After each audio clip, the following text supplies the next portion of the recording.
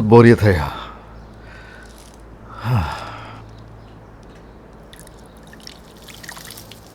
मुझे नहीं मालूम था कि तुम्हें ये शौक भी है।